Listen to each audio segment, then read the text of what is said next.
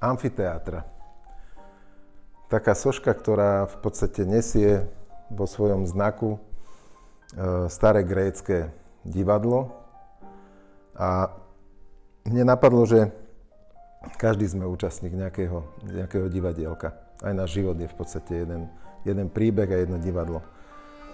Inšpirovalo ma na tom celom, že boli veľké, malé Dionýzové hry.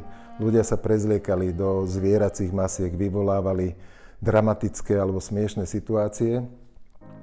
A prišlo mi to celkom fajn, že urobiť sochu, ktorá človeka vtiahne a tuto na ten malý plácek, na to malé miesto, tam, kde sa odohráva život, tragédia, krása, smiech, láska, si môže každý dosadiť tú svoju dramaturgiu života. Volám sa Ján Ťapák a som sochár.